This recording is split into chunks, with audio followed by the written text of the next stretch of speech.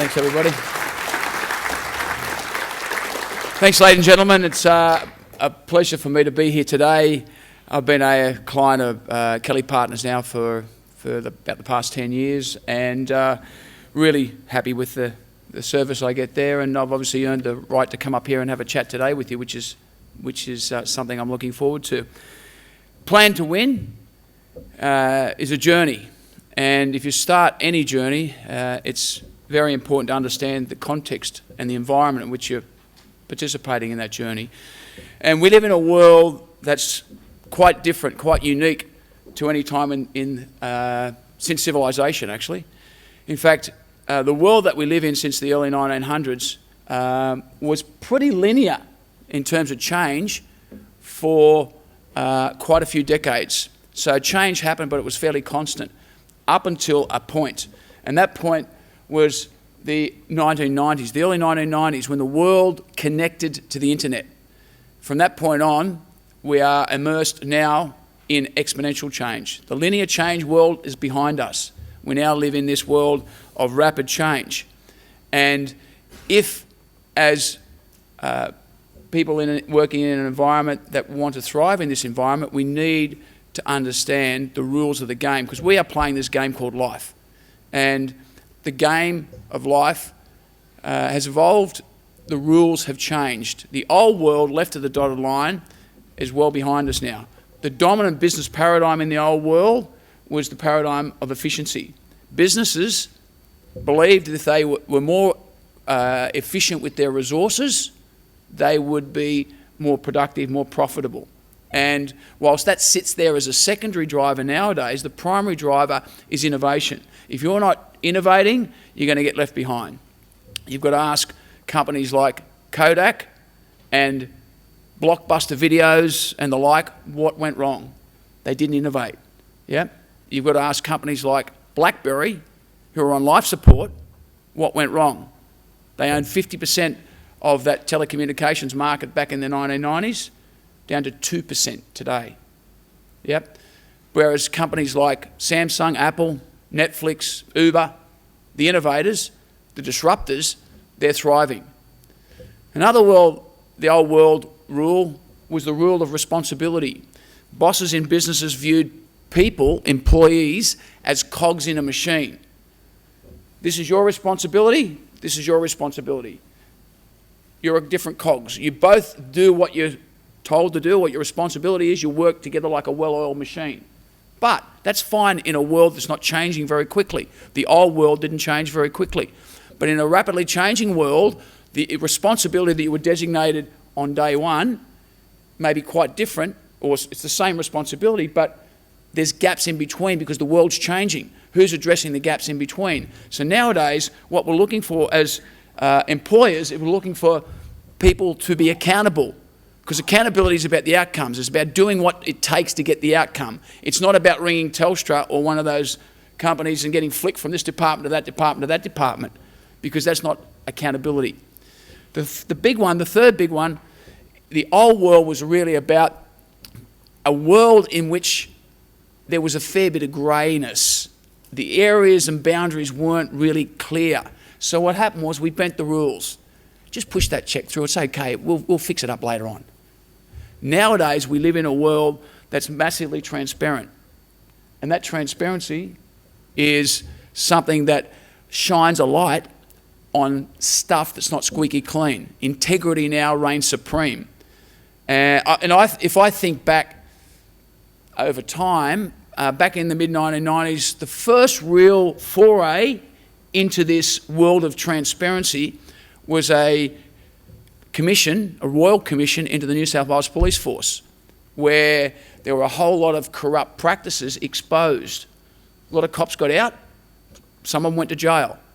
But that was the first foray, and that's been followed like a tsunami of exposure, or companies that have been exposed for corrupt practices. Enron globally was a massive issue. The Catholic Church is going through it at the moment. The trade unions are going through their Royal Commission at the moment.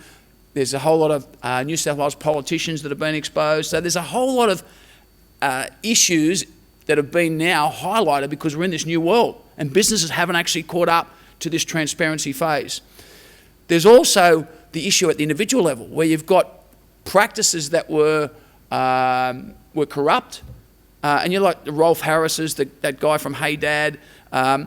You've got even people that, not necessarily corrupt, but just doing stupid things. At the start of the year, my son was at a private party, got too drunk, did some stupid things. He's got a fondness for dogs, and anyhow, there was a video that found its way onto the internet. Yeah, and yeah, that's just the way things are. So nowadays, we really need to be aware of the new rules of the game. But what's transformed essentially is the type of boss that the businesses are looking for. The old world was very much anchored in this paradigm of management. Back in the 80s, when I came into the workforce, and if you were looking to get a promotion, they sent you on a management course. They didn't send you on a leadership course, because this was airy-fairy stuff they never really grasped yet. Nowadays, no one ever gets sent on a management course. You get sent on a leadership course. Yeah, because there's been this evolution from the management paradigm to the leadership paradigm. Both leadership and management are part of the one whole. They're part of us being an effective boss. But it's where we spend the majority of our time. And nowadays it needs to be in that leadership space. In fact, I was made aware of a body of research that was conducted by Korn Ferry, an international recruitment company who do a lot of research into HR stuff. And they last year, 2015, yes, that was last year, yeah. Last year published some research into leadership competencies in Australia. And what they looked at on the vertical axis was the supply, how available these leaders with these competencies are. So the leadership competencies availability was on that vertical axis, and how easy it is to develop on the horizontal axis at the bottom. So the bottom left-hand corner, you're looking at those competencies that are easy to get and in wide supply, huge supply. So they're driving results and customer focus, easy to get, okay? The leadership competencies that are hardest to get, hardest to develop, top right-hand corner. What are we looking at top right-hand corner? We're looking at the biggest single gap in the market out there for companies when they're running, they're looking for leaders, is building effective teams. Now, what do we need more of in a complex, increasingly complex world is people to be able to step up and lead others and lead teams effectively, because the complexity means that people need to focus on particular skill sets, and they need to rely on other people to do other stuff. So from that perspective, really important for us to understand that this is a gap, and a gap that we need to address. In and around that, there's also gaps developing people, which is coaching your people. There's also gaps around culture development, which is driving vision and purpose, and also managing ambiguity. But that building effective teams is really important. And most people don't get the principle of building effective teams. They don't understand what this teamwork stuff's all about. Why? Because where do you learn it? Well, firstly, how important is teamwork? Most people will sort of say teamwork is really important. Yeah? So assuming that teamwork's important, I asked you the question, what are you doing if you're a business leader to develop teamwork amongst your people? What are you actually doing? I ask this question when I run workshops. I run a lot of workshops for companies, yeah? And for the audience, we'll say things like, oh, you know, yeah, we have lawn bowls, barefoot bowls once a month, you know, we get down and have a few drinks, and that's great. That's building morale. That's good. It's not teamwork, it's building morale. What else are you doing? Oh, put a lunch on, and we have a few drinks every Friday afternoon, and that's great. That's building morale. What are you doing to build teamwork? Okay, because teamwork is whilst morale is important, you're not going to get great teamwork from just getting people feeling good about each other. So what are the principles and fundamentals of teamwork? Well, the first one is that we need to address the mechanics of teamwork, because there's two sets of forces, and you won't read this in any textbooks because it's not written in any textbooks, but it's actually what I have learnt over quite a few decades of studying this space and having participated in professional sport. And I should ask you this, where do you see the best examples of teamwork? People will say maybe special forces in the army, where they sort of generate pretty good teamwork. You would probably say maybe something like the fire brigade. A lot of people will stick their hand up and say, professional sport. What do all those things have in common? I'll tell you what they have in common. It's practice, practice, practice. Professional sports teams will practice 5 days a week. They'll practice teamwork 5 days a week. They'll have one rest day, they'll have one game day. Businesses, what do most businesses do?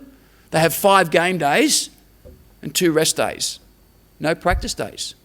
So how's teamwork going to happen? It doesn't happen by spontaneous combustion. You've got to practice it. Yeah? So what I'm sharing with you here are the fundamentals of teamwork. Firstly, there's the mechanical stuff, the stuff you need to get in place to make sure that the team is up and running. Yeah? And from that perspective, you need to have a good strategy. If you're a boss and you don't have a believable game plan, people won't buy into it and they're not going to have the confidence. So you've got to have that to start off with. Then you've got to have clear goals, because people have got to know where they want to work towards or where they're going. So there's a point of alignment, yeah? But then beyond that, there's clear role expectations. And what I've found in a lot of businesses is there's grey areas around roles, and those grey areas create frustrations. And when you create frustrations, there's obstacles. You need to have the right people in the right roles.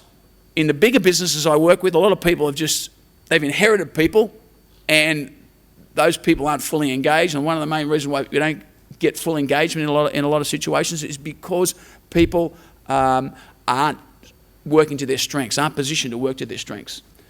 And the big one down the bottom that creates more frustration, so you've got to have the right people in the right roles, but what creates more frustrations than anything else is unclear team rules and team behaviours. Yep, it creates much more frustrations in business than anything else. But that's all the mechanical stuff, and the management mindset can tick most of that stuff. But where a lot of bosses get lost is in the dynamics.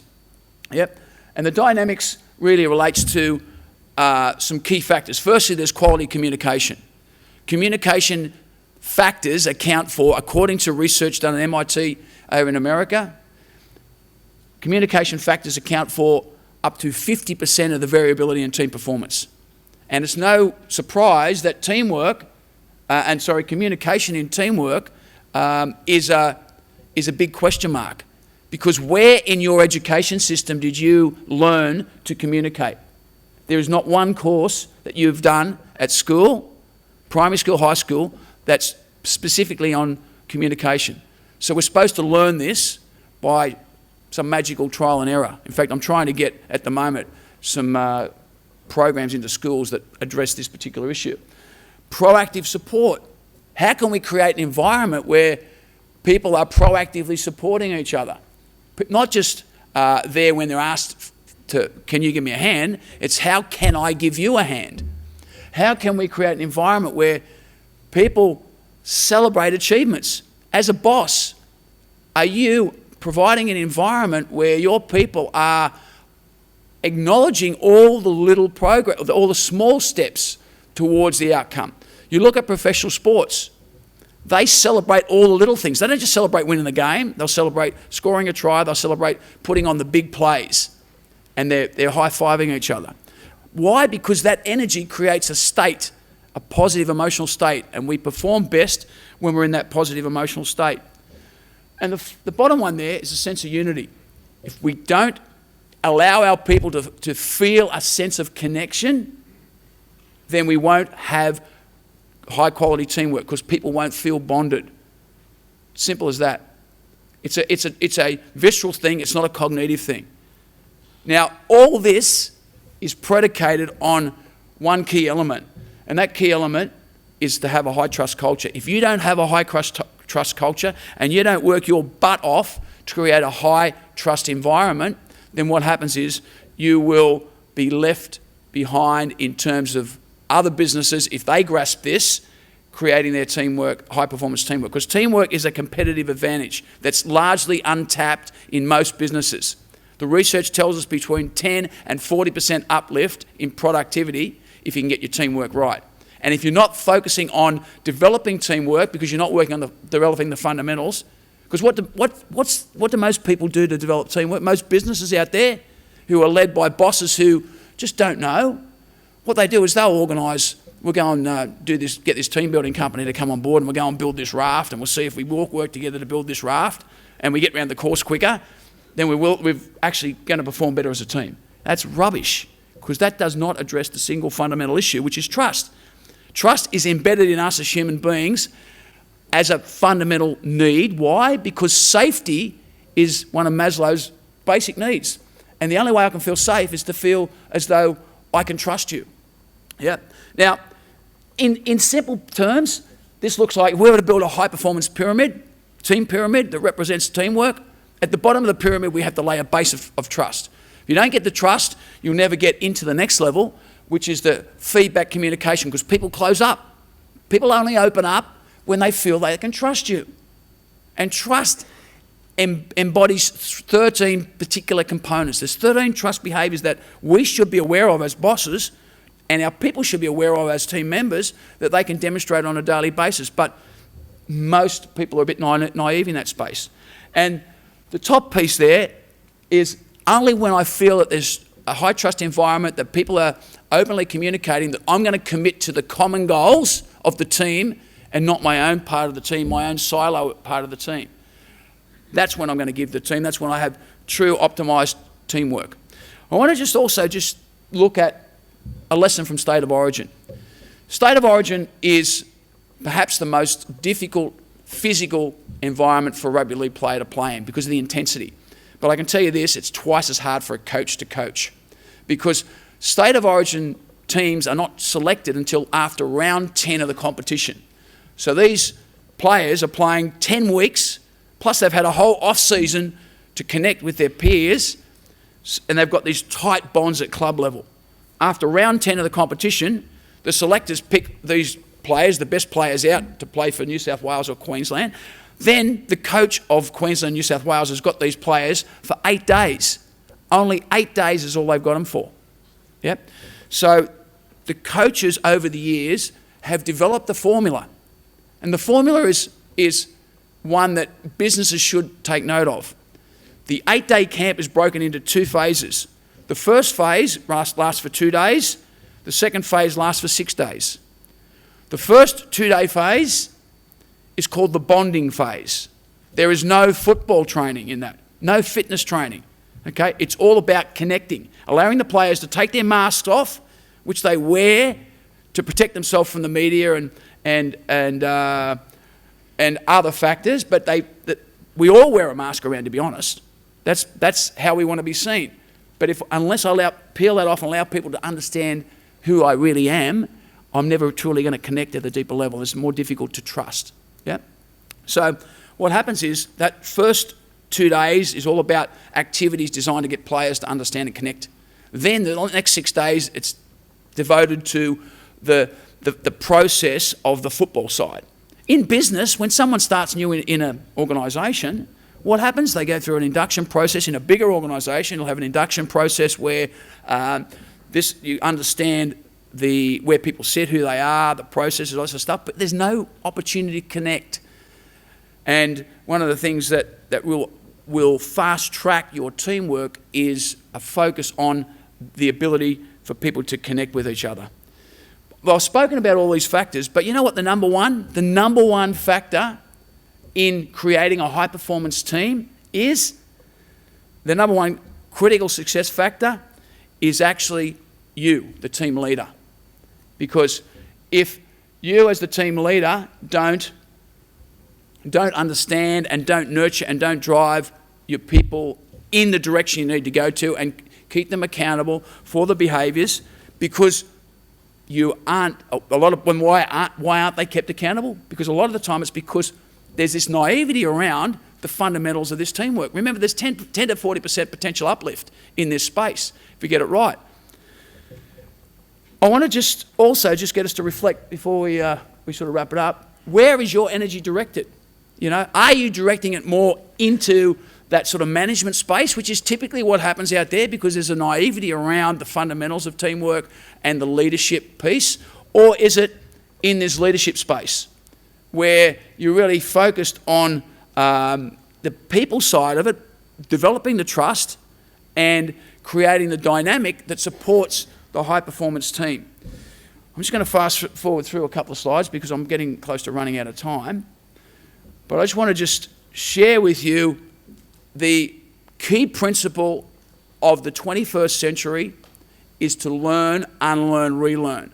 In this exponential phase that we live in, if we don't continue to learn, unlearn, relearn, we are going to get left behind. What are you doing to upskill yourself as a leader? What are you doing to stay contemporary in this space? And the key to being an effective leader, in my observations over many years and having been researching this space for several decades, is curiosity. If you aren't curious, then you haven't truly stepped from the management mindset into the leadership mindset. And my question to you is, how much are you nurturing an open and curious mindset? So what I'd like to do is, if anyone's got any questions, because I'm out of time, I've got the red flag happening up here. Anyone got any questions at all? Yeah, sorry, can we have the microphone, if there's microphone, sorry.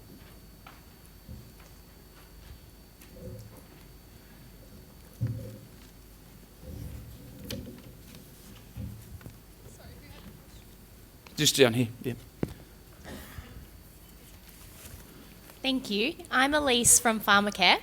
I was wondering, do you have an example of a bonding activity that the State of Origin guys did in those 2 days? Yep. That's different from obviously having drinks on a Friday? Well, it's not just State of Origin. Actually, most professional sports teams get this, and the really good coaches all get it. And the club coaches, for example, will do the State of Origin concept. They'll do their pre-season camp. They'll have that around Christmas time. If it's for example, a winter season sport, they'll have that around Christmas time. And a good example of it is basically having conversations about stuff that's going to allow the players to understand each other. So, for example, one of the sessions that I run with companies and corporates in this space is I'll get the people in the room, there might be 16, 18, 20 people in the room, and I explain the importance of being able to understand and connect with each other. And I'll get them to identify someone in the room that they've had a disagreement with, that if they worked more closely with them, they would do their job better, or that they just don't know. Do not pick someone that you know really well. And what I say is pair up with that person, and everyone pairs up. Right? Then I give them topics. So what I'll say is the first topic, and we're going to do this a number of times. We're going to rotate around a number of times, right? The first topic is usually a simple topic, usually get in topic about, tell us a bit about you, your childhood growing up, what was it like? Yeah? And then it moves more into the space over a number of, so they'll speak for a few minutes each, and then we'll rotate around again. Then we get to the next topic, and then peel down to the layers to get a bit deeper, but to get to topics like, what's the most courageous thing you've ever done? What's the biggest challenge you've ever had? What's the biggest risk you've ever taken? You know, these types of topics are topics that give you an insight into that person without that person having to sort of think about describing what type of person I am. So you're talking about the experiences and challenges that person has had. And that is a really good way to get people to create an environment that allows people to understand each other. That's exactly what we do in Origin, yeah. Now, what as a coach in Origin I'm looking for is I'm looking for emotion. When I get to the deeper topics, I'm looking for topics that are going to elicit some emotion. And you know why? Because if I'm talking about my mum and I start to get a bit emotional, maybe a couple of tears well up in the eyes, so I'm sharing a bit of sadness, a bit of grief, guess what happens? You, as the person who's sitting opposite me, is going to feel, if you're a decent person, and you should be employed with the business if you're not, you're going to feel a sense of empathy and compassion, which reciprocates the sadness and grief. Guess what that does? That bonds you together. So bonding is an emotional connection. Most people got no idea what it means. We use the term, but people don't understand what it is. It's an emotional connection. So as a coach, what I'm doing is I'm looking to elicit that emotion. So I sort of trying to go a bit deeper.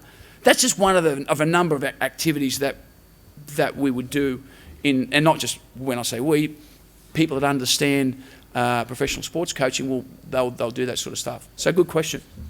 Has anyone else got a question? Up the back up there, I think, yeah. Oh, there's one over here, sorry. Say we go up the back and put that one on. Just this one. So I'm Danny Chia from Kelly Partners. I guess what I want to understand is how much of what you talk through here in this new world can be trained versus how much has to be recruited for, if that makes sense. What's the importance on finding the great people? Without a doubt.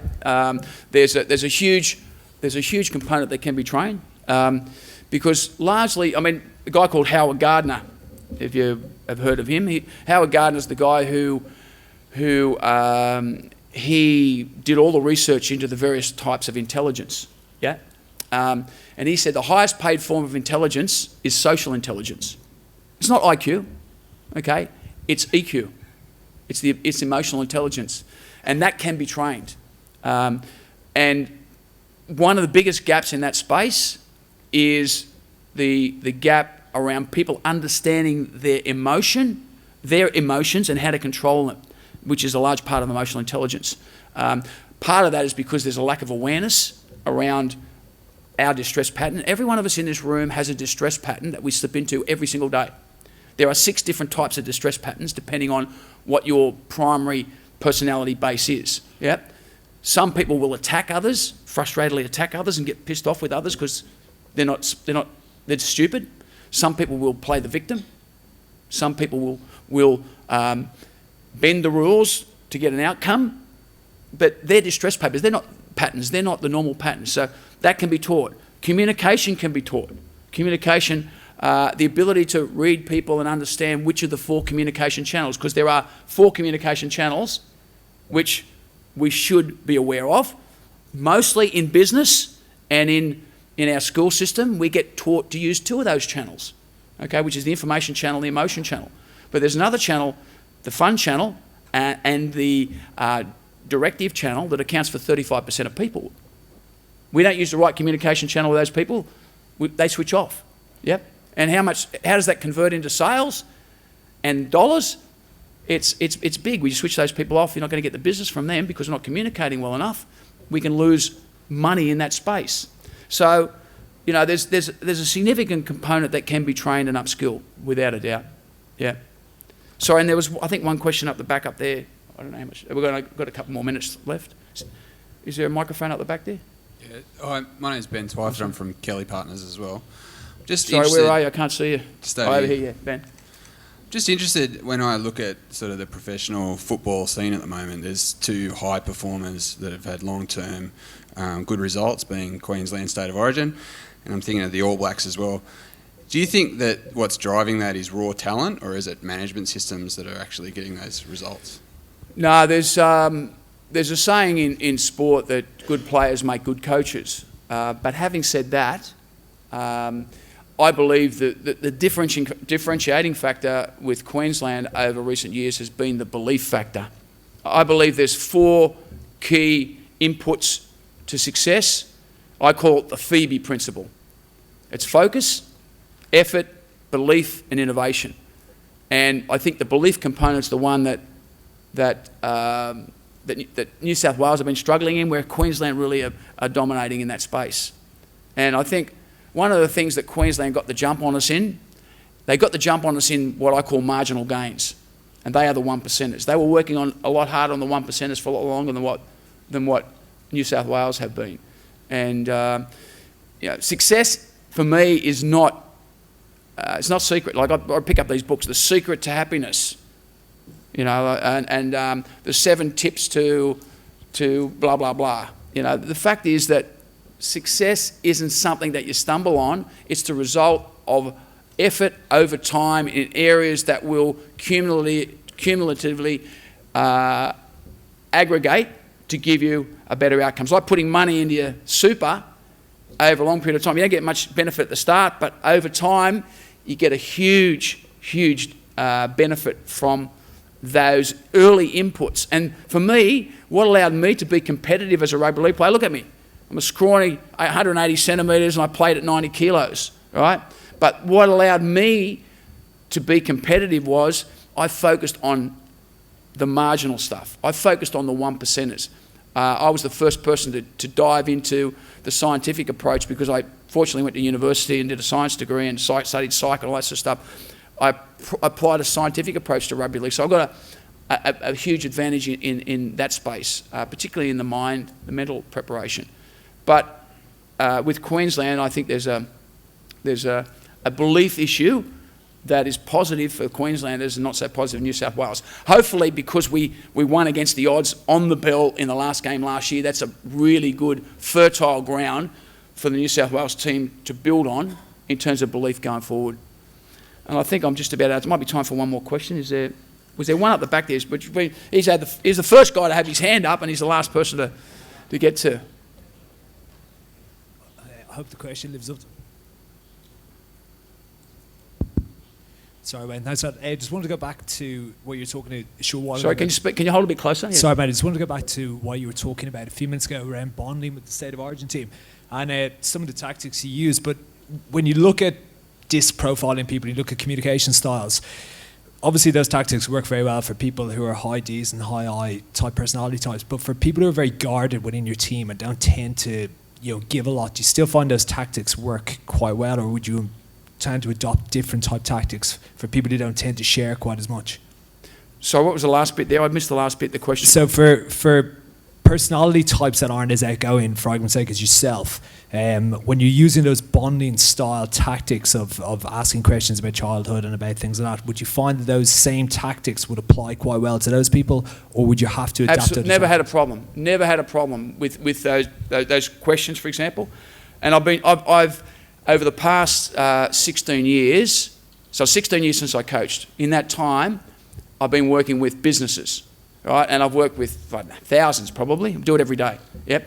The keynote stuff like I'm doing now, small part of what I do. Most of what I do is workshops, getting people to understand and change and improve as teams. Yep. Never ever had a problem with somebody saying, I'm not going to do this. And I'll tell you why, because I frame it up.